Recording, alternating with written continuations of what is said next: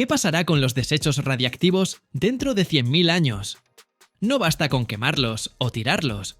Siguen siendo peligrosos por milenios. Todos los días, en distintas partes del mundo, se acumulan cientos de toneladas de combustible nuclear usado, y la humanidad todavía no sabe dónde ponerlo. Las piscinas están abarrotadas, los almacenes provisionales se vuelven permanentes, y la única opción para librarnos de esta amenaza es esconderla más profundo que cualquier otra cosa creada por el hombre. Pero, ¿acaso esas instalaciones subterráneas resistirán la prueba del tiempo? Vamos a averiguarlo.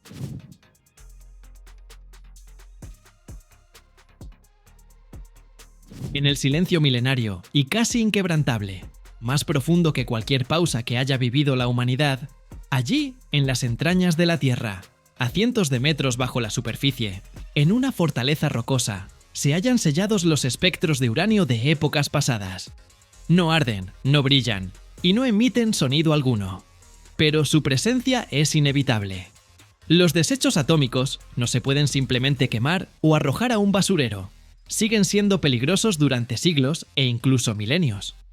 Existen 3 métodos principales para manejar estos residuos radiactivos: almacenamiento temporal, reprocesamiento y confinamiento profundo.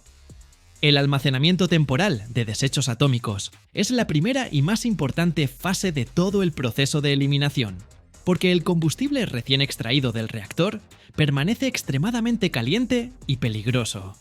No puede ser enterrado ni reciclado de inmediato. Primero debe enfriarse. En cuanto se extraen los conjuntos de combustible del reactor, se sumergen en piscinas especiales, ubicadas directamente en la planta nuclear. El agua cumple 2 funciones principales: enfría el combustible y bloquea la radiación. La temperatura se vigila las 24 horas, y la piscina tiene gruesas paredes de concreto que impiden la liberación de radiactividad. El combustible puede permanecer sumergido desde varios años hasta algunas décadas, hasta que su nivel de radiactividad baje a rangos más seguros. Pero el problema es que la mayoría de las centrales nucleares del mundo ya tienen sus piscinas repletas. Por eso, el combustible usado se traslada luego a almacenes en seco. Una vez que el combustible se ha enfriado lo suficiente, se sella en contenedores de acero diseñados especialmente, que se guardan en áreas abiertas o en búnkeres de concreto. Dichos depósitos pueden verse, por ejemplo, en Estados Unidos, Canadá y Alemania. Estos contenedores cuentan con paredes gruesas de metal y concreto, que evitan la fuga de radiación. Son resistentes a sismos, huracanes e incluso a la caída de un avión.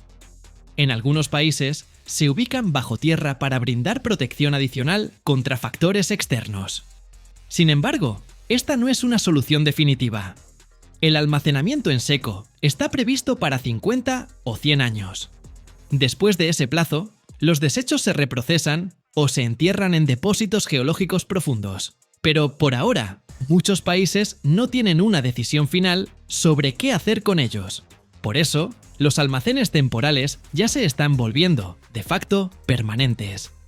En cuanto al reprocesamiento, se trata de dar una segunda vida al uranio. Mucha gente imagina el combustible nuclear gastado como un simple desecho que hay que enterrar bien profundo. Pero la verdad es otra. Casi el 95% del combustible, tras su uso en el reactor, todavía contiene uranio y plutonio, que pueden extraerse y reutilizarse. Eso es precisamente lo que hace el reprocesamiento. Para ello, las asambleas de combustible usadas se desarman y se sumergen en un ácido nítrico muy concentrado. El metal se disuelve y los científicos obtienen un cóctel radiactivo compuesto por restos de uranio, plutonio y productos de fisión altamente radiactivos. Luego, ese cóctel se separa en sus componentes. El uranio se purifica y se manda a un proceso de enriquecimiento adicional. El plutonio se extrae y puede utilizarse para fabricar combustible óxido mixto, que de nuevo se quema en los reactores. Los desechos altamente radiactivos, todo lo demás, siguen siendo el verdadero problema, porque ya no sirven para ningún uso adicional. Esos residuos purificados y altamente activos se mezclan con vidrio fundido y se sellan en contenedores de acero inoxidable muy resistentes. De este modo, los residuos radiactivos se mantienen estables durante miles de años. El reprocesamiento ayuda a reducir la cantidad de desechos de alta radiactividad entre 4 y 5 veces, y además permite reutilizar el uranio y el plutonio, disminuyendo la necesidad de extraer nuevo combustible. Este proceso es complejo, costoso y genera controversias sobre seguridad. Por ejemplo, el plutonio puede emplearse no solo como combustible, sino también para armas nucleares, lo cual conlleva riesgos. Por eso, muchos países, como Estados Unidos, han renunciado al reprocesamiento, mientras que Francia, Reino Unido, Rusia y Japón lo utilizan de manera activa. Así que el reprocesamiento no es una solución mágica, sino un equilibrio entre el ahorro de recursos y los riesgos. Si el almacenamiento temporal representa la espera y el reprocesamiento es un segundo intento de aprovechar el combustible, entonces el depósito geológico es el punto final. Es el método para proteger a la humanidad de los desechos radiactivos durante decenas de miles de años. El confinamiento debe ser estable incluso dentro de 100.000 años. Geólogos, físicos, ingenieros y ecólogos buscan capas profundas de granito, arcilla o sal, que no dejen pasar el agua y resistan los terremotos.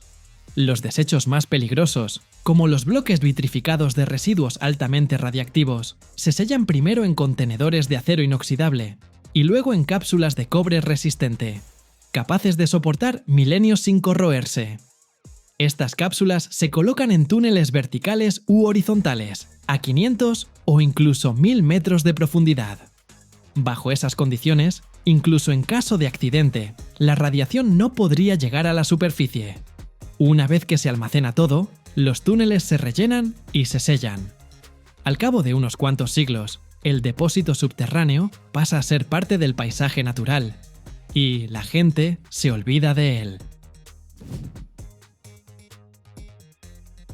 Hasta ahora, ningún país ha completado un depósito geológico profundo, pero Finlandia está a punto de lograrlo. Para elegir un lugar que resista la prueba del tiempo, la naturaleza y la curiosidad humana, los científicos llevan décadas investigando. No se trata simplemente de hallar una caverna o un hoyo profundo, sino de un proceso científico complejo. El sitio debe ser estable en términos geológicos y carecer de actividad sísmica. También es vital la ausencia de agua subterránea, para evitar que sustancias radiactivas se filtren en los mantos acuíferos.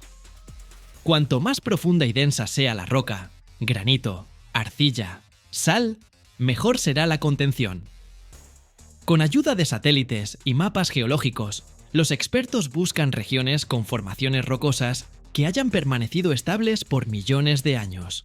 Tras seleccionar posibles zonas, realizan perforaciones profundas de hasta 1000 metros para estudiar la composición y la edad de las rocas. Los científicos simulan mini terremotos mediante detonaciones o máquinas vibratorias potentes, observando cómo las ondas atraviesan la roca. Si la formación rocosa es estable y no presenta fisuras, el sitio resulta adecuado. Los lugares más prometedores se transforman en laboratorios subterráneos, donde se llevan a cabo experimentos que duran décadas. Colocan réplicas de contenedores con elementos calefactores para simular los residuos y observan cómo responde la roca ante su calor. La gran preocupación es, ¿se puede garantizar la seguridad durante 100.000 años? ¿Qué pasaría si las personas del futuro olvidan el peligro y, por casualidad, desentierran estos desechos? Por eso, incluso se habla de crear señales y símbolos lingüísticos especiales que adviertan a las civilizaciones venideras. El depósito profundo es nuestra mejor apuesta para deshacernos de los desechos más peligrosos, aunque solo la gente de un futuro lejano podrá confirmar definitivamente su eficacia.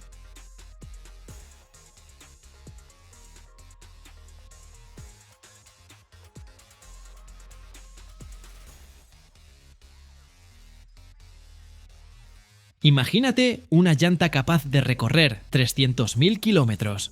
Es como darle 7 vueltas a la Tierra. Producir una de estas gigantescas llantas de carga puede llevar hasta 5 años. Además, la temperatura interna durante su fabricación alcanza los 150 grados Celsius, suficiente para derretir plomo. Pero, ¿qué hay dentro? Es una mezcla de caucho natural, acero y ciertos ingredientes secretos que Michelin protege como si fueran la receta del mejor croissant. ¿Cómo se crean estas maravillas de la ingeniería? ¡Vamos a descubrirlo!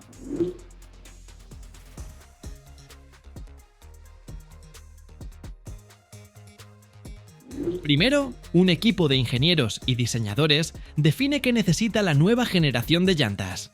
Ahorro de combustible, mayor kilometraje o mejor agarre. A veces, todo a la vez.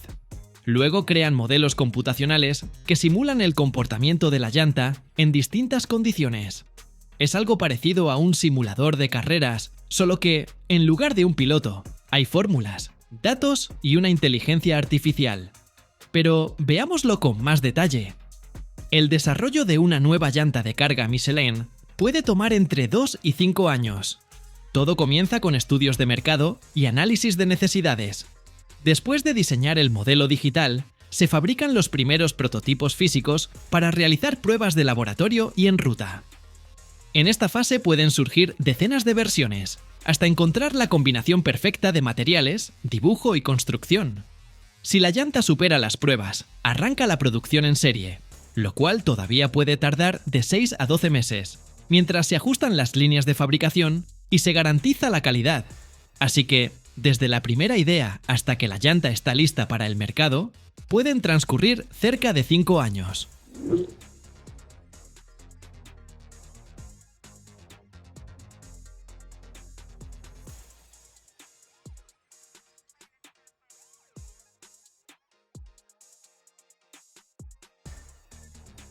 Si creías que una llanta de carga era solo caucho, agárrate bien. Su composición incluye caucho natural y sintético, negro de humo y dióxido de silicio, una estructura de cordón metálico o textil, además de aditivos químicos.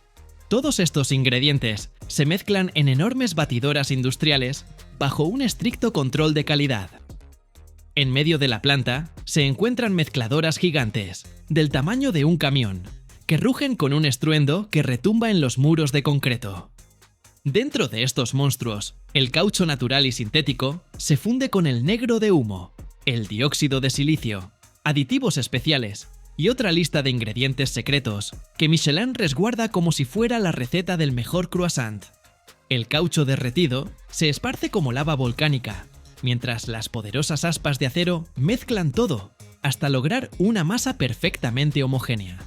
La temperatura interna llega a 150 grados y la presión es tan alta que podría comprimir un auto hasta el tamaño de una maleta.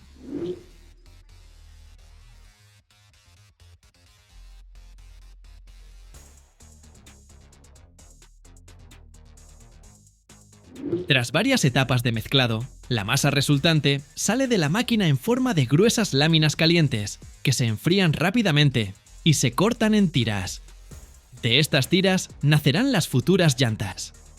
Todo se siente como estar en el corazón de un volcán industrial, donde del caos de materias primas surge la fórmula perfecta de resistencia. Después de la mezcla, los materiales pasan a moldes especiales, donde la llanta adquiere su forma reconocible. Este proceso tiene varias fases. Primero, la masa de caucho se hace pasar por potentes rodillos de acero, que la extienden en tiras largas y gruesas. Luego, esas tiras se cortan en secciones del tamaño y la forma requeridos.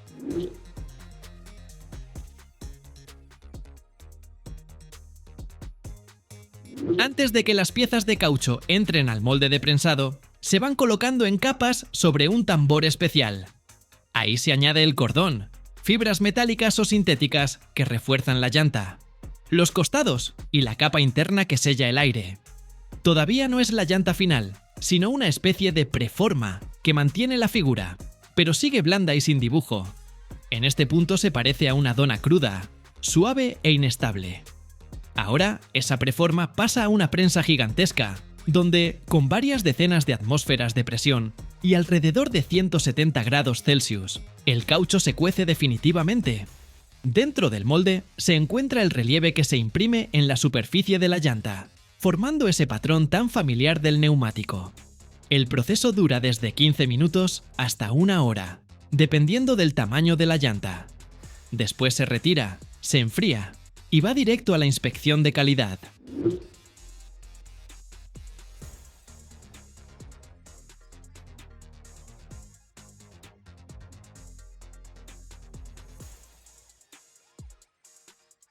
El peso de una llanta de carga. Michelin depende de su tipo y propósito, pero en promedio ronda los 50 u 80 kilogramos.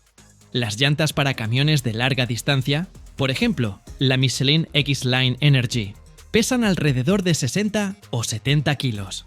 Las llantas reforzadas para maquinaria de construcción y volquetes mineros pueden superar los 150 kilogramos. Y las llantas para esos gigantes, que llevan cientos de toneladas de roca, pueden llegar a pesar hasta 4 toneladas. En otras palabras, una llanta de carga no es simplemente un aro de caucho, sino una verdadera obra de ingeniería, que equilibra resistencia, durabilidad y eficiencia en el consumo de combustible. Una de las fases más impresionantes es la prueba de calidad. Michelin somete cada serie de llantas a múltiples tests. Para comprobar, por ejemplo, la resistencia al desgaste, se montan las llantas en camiones de prueba que recorren kilómetros sin parar en pistas cerradas. Estos circuitos replican condiciones reales: asfalto, adoquines, grava, baches. Los vehículos hacen giros bruscos y frenados de emergencia. Es un test para medir deformación y sobrecalentamiento. Además, se aplica sobrepeso deliberado, para ver si la estructura se fatiga bajo carga extra. Uno de estos camiones puede recorrer hasta 100.000 kilómetros en una sola prueba. Y sí, algunas llantas se destruyen en el proceso. Todo sea por la seguridad de los conductores. Si no hay tiempo para esperar el desgaste real, se usan bancadas de ensayo especiales. Ahí, las llantas se montan sobre tambores que simulan el movimiento de la carretera, obligándolas a correr miles de kilómetros bajo carga. Algunos modelos de llantas. Michelin para transporte de larga distancia, como la X-Line Energy, pueden recorrer hasta 300.000 kilómetros antes del primer cambio.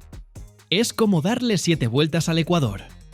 Cerca del 80% de las llantas desgastadas pueden renovarse aplicando una nueva capa de dibujo, prolongando así su vida útil otros 100 o incluso 150.000 kilómetros.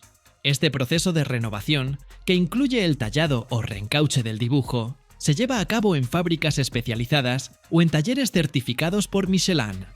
De ese modo, las llantas usadas reciben una segunda vida. Se reducen los costos de los transportistas y se minimiza el impacto ambiental. Para renovarlas, primero se quitan del camión y se inspeccionan a fondo. Se utilizan ultrasonidos, rayos X y láseres para detectar grietas o daños internos. Si el armazón está en buen estado, la llanta se puede recuperar.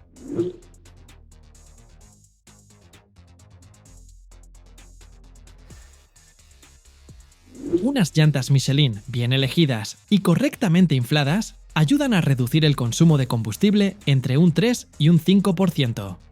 Si un camión gasta 30 litros de diésel cada 100 kilómetros, gracias a las llantas, se podrían ahorrar hasta 4.500 litros a lo largo de 300.000 kilómetros de recorrido.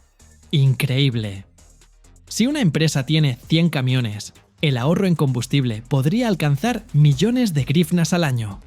Menos diésel significa menos emisiones. Así, las grandes flotas pueden recortar su huella en miles de toneladas de CO2 anualmente, lo cual ayuda al medio ambiente y cumple con las normativas ecológicas.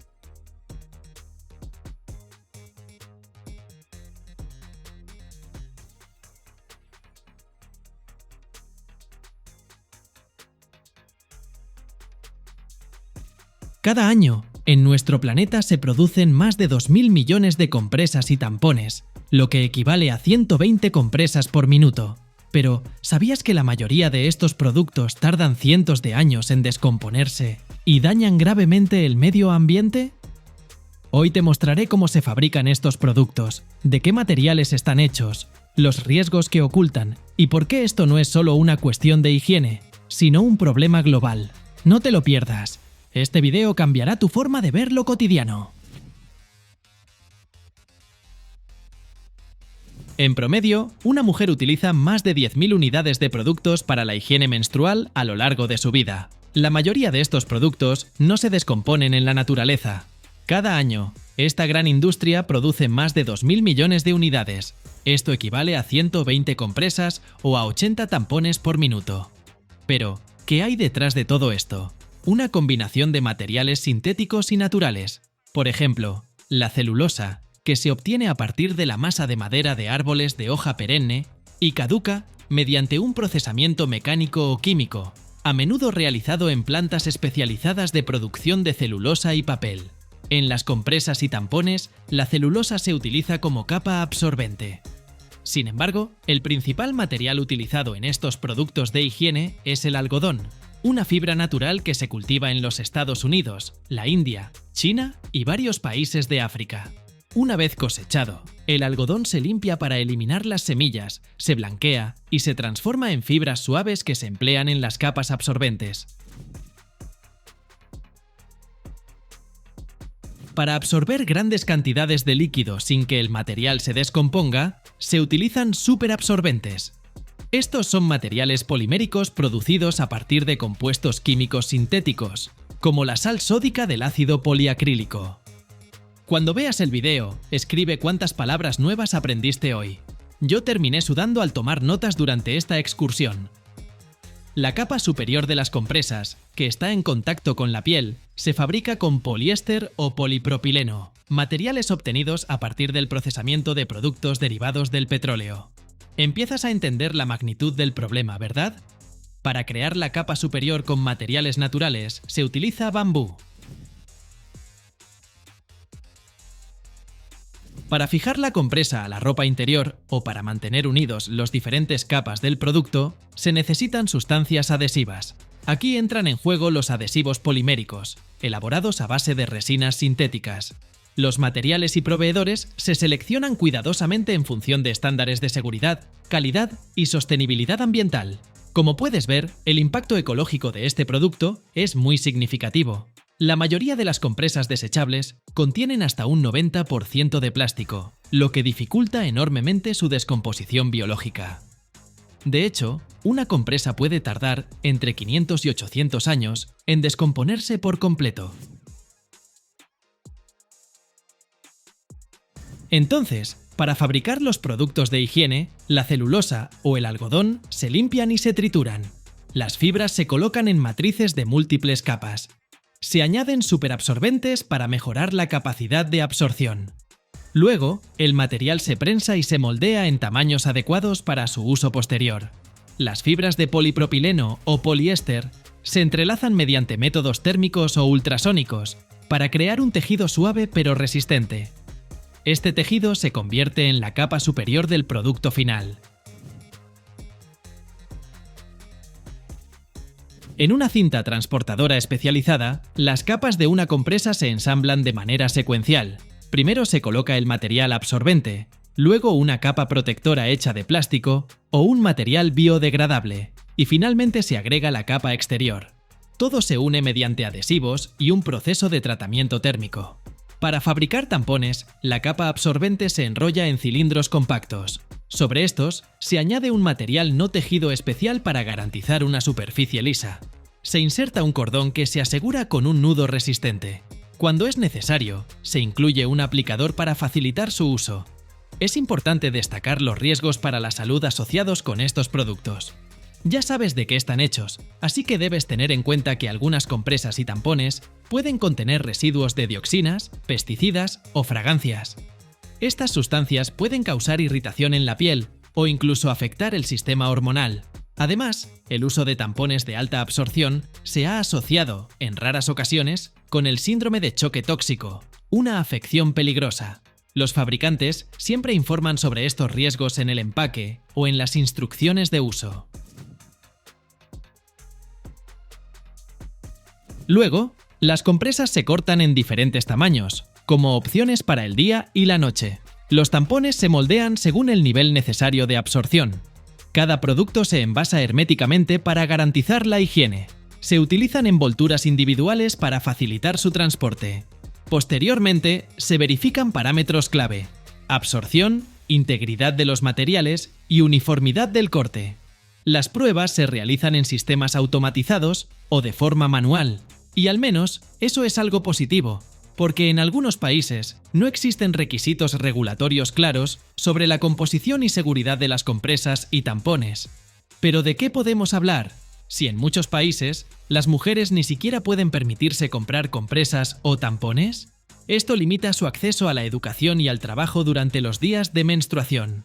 Según datos de UNICEF, alrededor de 500 millones de mujeres en el mundo enfrentan este problema. Y en muchas culturas, la menstruación sigue siendo un tema tabú, lo que dificulta el acceso abierto a productos de higiene y materiales educativos. Los productos se empacan en cajas o bolsas para su transporte. El envasado y embalaje de compresas y tampones es una etapa crucial que garantiza la comodidad, higiene y conservación de los productos. Las compresas se envuelven en una película de polietileno o en material biodegradable, lo que protege el producto de la contaminación y la humedad. Los tampones se empaquetan en envolturas de papel o polietileno con sellado térmico. Máquinas especializadas miden la longitud del embalaje, envuelven el producto y lo sellan herméticamente. Equipos de soldadura por temperatura o ultrasonido crean costuras que impiden la penetración de bacterias. Se realiza el etiquetado, indicando el lote, la fecha de caducidad y las características del producto. Los paquetes de compresas o tampones terminados se agrupan en cajas de cartón más grandes o envolturas de plástico para el transporte. Estos productos de higiene se enviarán a los estantes de las tiendas y, aunque cueste creerlo, aquí también hay un problema. En muchos países, los productos menstruales están clasificados como artículos de lujo y están sujetos a impuestos. Y después del uso, surge un problema de gran escala: la gestión de los desechos. Ya mencioné que la producción y transporte de compresas y tampones deja una huella de carbono considerable. Ahora imaginen que miles de millones de compresas y tampones se desechan continuamente en vertederos o terminan en los océanos. Por ejemplo, en los Estados Unidos, cada año se eliminan más de 12.000 millones de unidades de productos menstruales, de las cuales una gran parte no es reciclable. Las opciones para abordar este problema no son muchas. Las compresas reutilizables, aunque una alternativa más sostenible, no son del agrado de muchas mujeres debido a su incomodidad. Entre las alternativas más razonables están los tampones biodegradables y las copas menstruales, aunque no son adecuadas para todas. Así que lo único que la humanidad puede hacer para ayudar tanto a las mujeres como al planeta son medidas educativas y el reciclaje. Campañas educativas para reducir la estigmatización de la menstruación, políticas de cero residuos y apoyo a tecnologías de reciclaje, la eliminación de los impuestos sobre los productos menstruales y garantizar su disponibilidad en las instituciones públicas.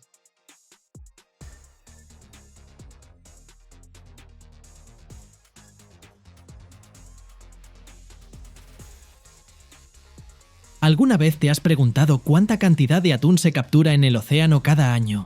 Imagínate, más de 5 millones de toneladas de atún se convierten anualmente en esas latas que ves en las estanterías de las tiendas. Hoy te mostraremos todo el recorrido del atún, desde su captura en las profundidades del océano hasta el momento en que llega a tu cocina. ¿Cómo se pesca a estos gigantes? ¿Qué secretos se esconden detrás del proceso de producción? Personalmente, he visitado esta planta de producción y estoy listo para contarte todos los detalles. Todo comienza con la salida de los barcos pesqueros hacia el mar abierto. Dependiendo de la temporada y el lugar de pesca, el atún se puede capturar en distintas épocas del año. Por ejemplo, en el Atlántico Norte, la pesca de atún suele realizarse entre junio y noviembre, cuando esta especie está más activa. Existen dos métodos principales para pescar atún: el uso de redes de pesca y la pesca con largas líneas de anzuelo, conocida como el método de palangre. Método de las redes de pesca. Este método consiste en utilizar enormes redes que permiten capturar grandes cantidades de peces al mismo tiempo. Aunque es una técnica eficaz para capturar mucho atún, requiere precaución para evitar dañar accidentalmente a otros animales marinos, como delfines o tortugas. Recuerdo que el capitán de nuestro barco nos contó que, a veces, los delfines quedan atrapados en las redes, y en esos casos, todo el equipo debe liberarlos de manera rápida y cuidadosa. Este momento siempre provoca mucha emoción y orgullo, ya que sabemos que estamos haciendo las cosas bien. Método de pesca con línea de anzuelo. Este es un método más cuidadoso, en el que se captura un pez a la vez. Permite no alterar el ecosistema marino y conservar el atún en óptimas condiciones.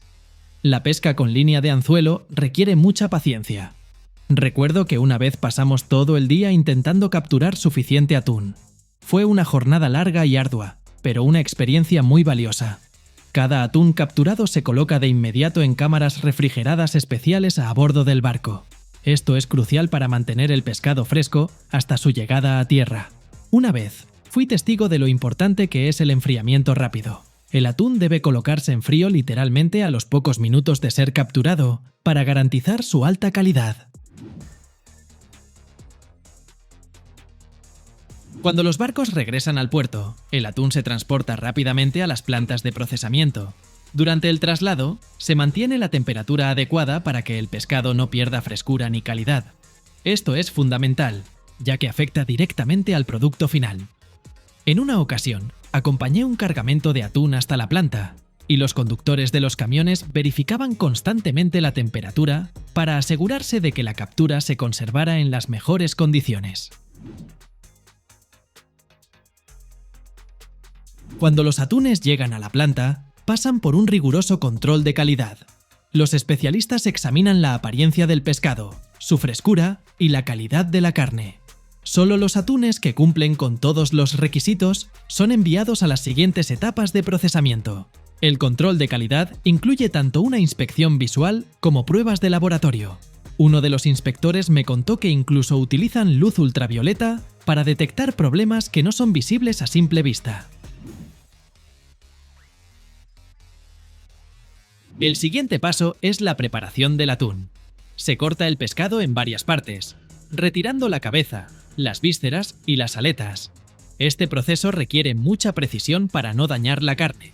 La preparación se realiza tanto a mano como con equipos especiales para asegurar un resultado de alta calidad. Uno de los trabajadores de la planta me contó que manualmente pueden procesar hasta 300 atunes al día, un verdadero acto de destreza. Después de esto, el atún se somete a una cocción preliminar. Se cocina al vapor o en hornos a temperaturas controladas, lo que ayuda a eliminar el exceso de agua y hacer que la carne sea más firme, facilitando la posterior conservación. Recuerdo estar junto a las enormes máquinas de vapor. El ruido y el calor eran intensos, pero el resultado valía la pena. Después de la cocción, el atún se enfría hasta alcanzar la temperatura adecuada para conservar su frescura y facilitar su procesamiento posterior. Luego, el pescado se divide en filetes con la ayuda de cuchillos y máquinas especiales. El objetivo de esta etapa es separar cuidadosamente la carne de los huesos y la piel, manteniéndola intacta y de alta calidad. He visto cómo funcionan estas máquinas y es impresionante. Realizan todo el proceso con gran rapidez y precisión. Ahora, con el atún ya en filetes, se puede proceder a su enlatado. A las latas se les añade aceite, agua o salsa, dependiendo del tipo de atún. Es fundamental que cada lata cumpla con los estándares de peso y contenido. Después, las latas se cierran herméticamente para protegerlas del ambiente exterior. Los operadores revisan cada lata para asegurarse de que esté bien sellada. Están muy orgullosos de su trabajo, y eso es realmente inspirador.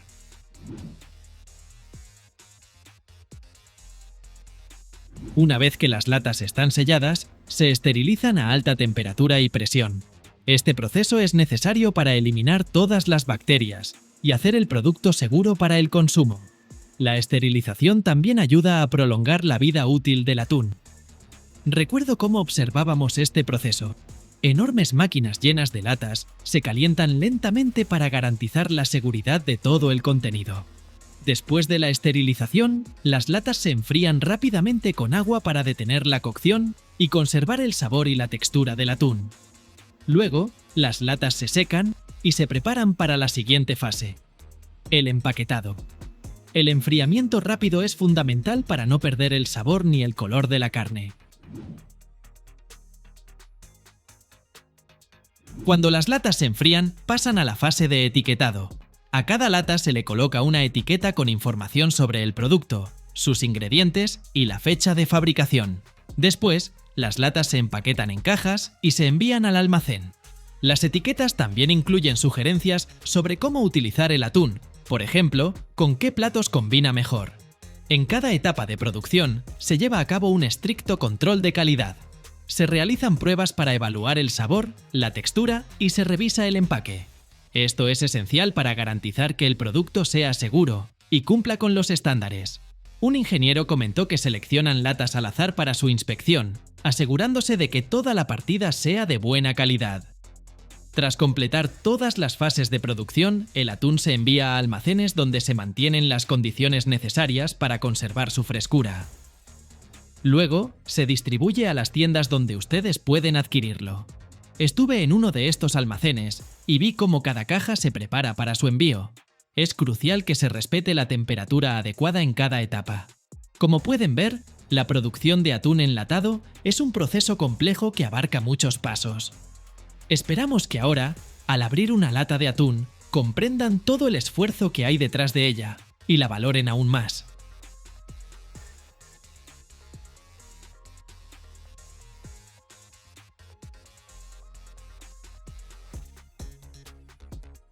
¿Quieres saber cómo se hacen realmente las salchichas?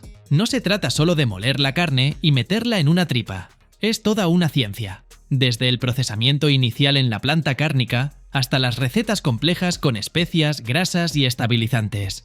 Y te mostraré por qué estas fábricas pueden producir miles de unidades por hora. Si pensabas que podrías hacerlo en casa, olvídalo. La producción de salchichas es un proceso tecnológico complejo que incluye varias etapas, comenzando con la preparación de la carne y terminando con el envasado del producto final. El proceso de elaboración de las salchichas comienza con la preparación de la carne, que es el ingrediente principal. Generalmente, se utiliza carne de cerdo, ternera, pollo o mezclas de estas. La carne debe ser de alta calidad, limpiada cuidadosamente de grasa, tendones y huesos. Ahora pido a los veganos que apaguen el vídeo.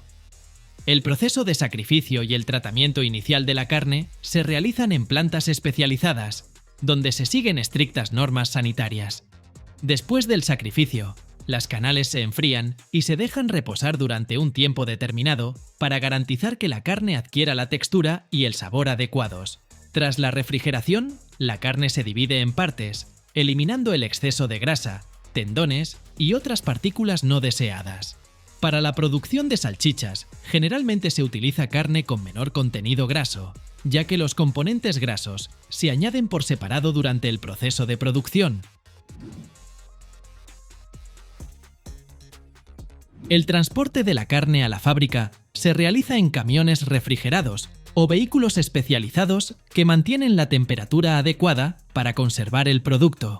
Durante el transporte, la carne va empacada en contenedores o en bolsas al vacío, lo que la protege de la contaminación y asegura que se mantenga fresca. Este tipo de empaque también minimiza el contacto con el aire, evitando la proliferación de bacterias. Al llegar a la fábrica, la carne es sometida a un control de calidad, y si no cumple con los estándares establecidos, no se permite su uso en la producción.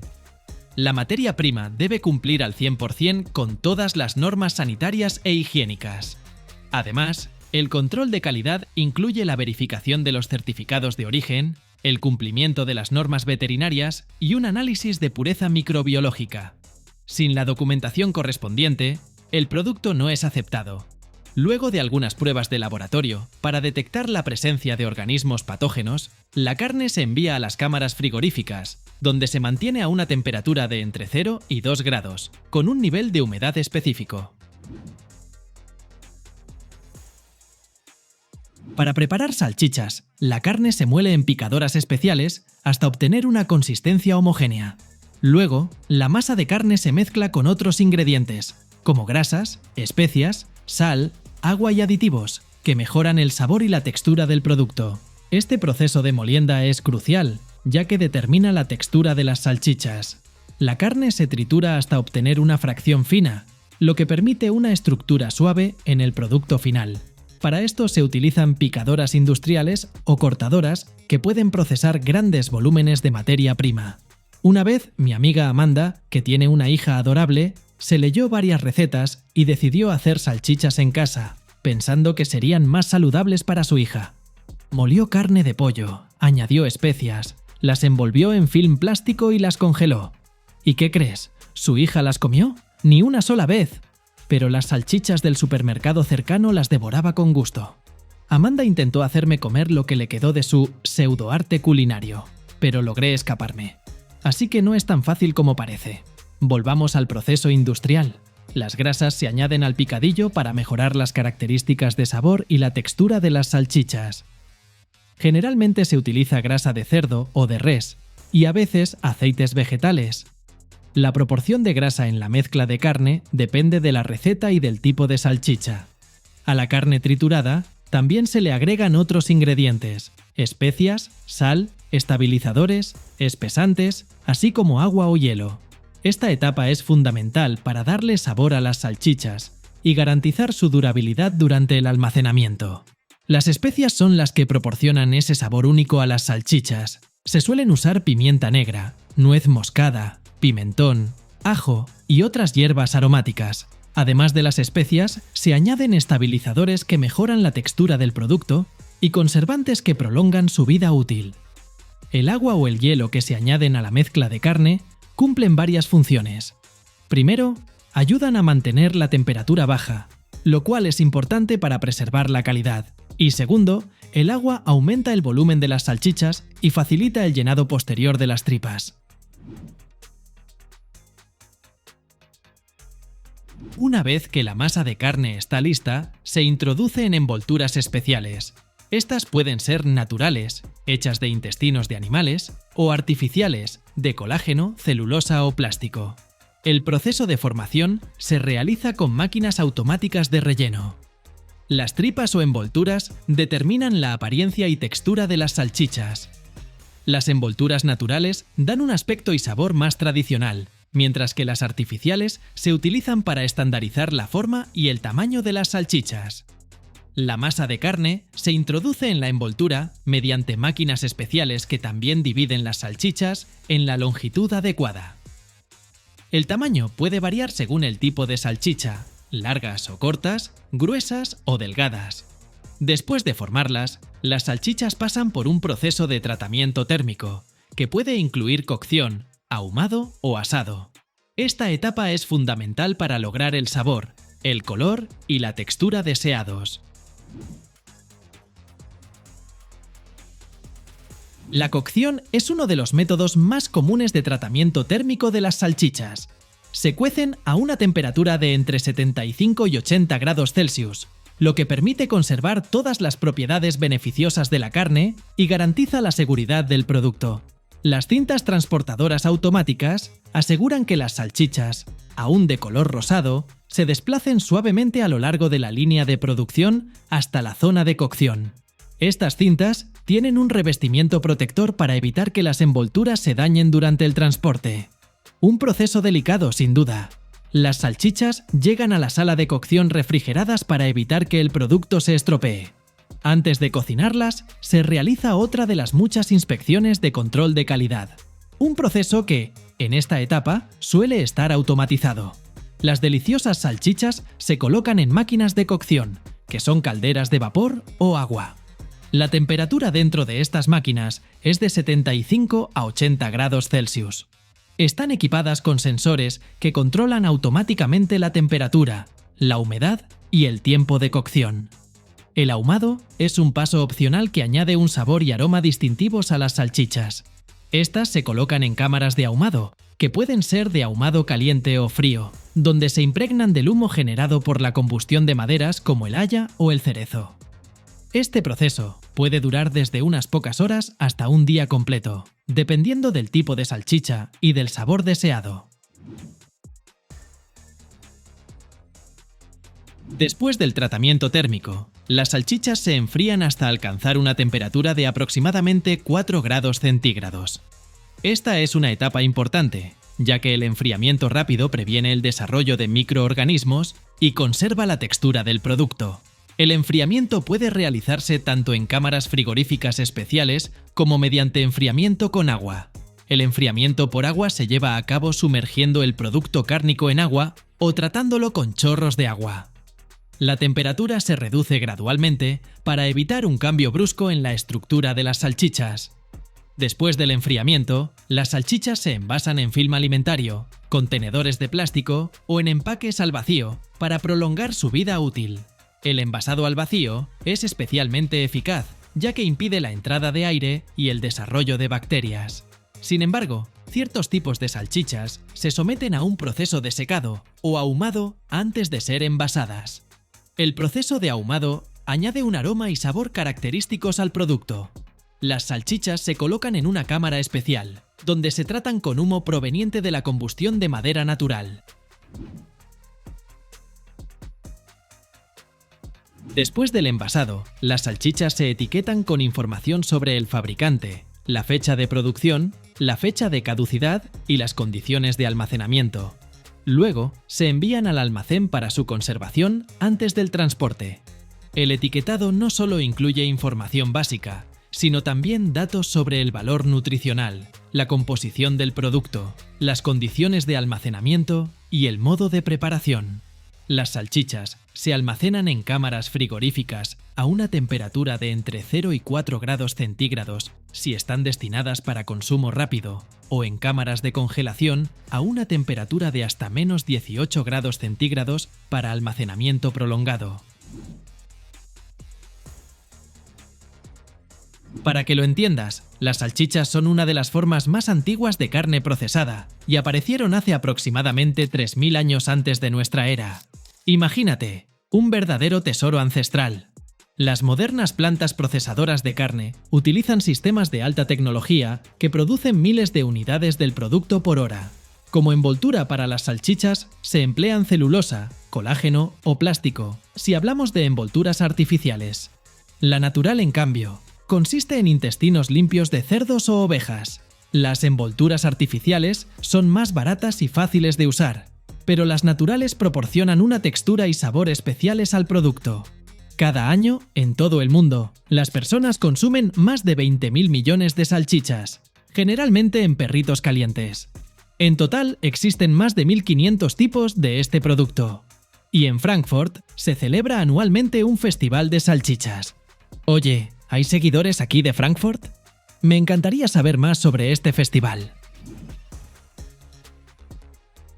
Al principio del video, pedí a los veganos que lo apagaran. Pero si no lo hicieron, tengo buenas noticias para ustedes. Hoy en día existen muchas salchichas vegetarianas y veganas hechas a base de proteínas vegetales como la soja, la proteína de guisante y los hongos. Muchos productores están experimentando con sabores, intentando que las salchichas vegetales se parezcan lo más posible a las tradicionales.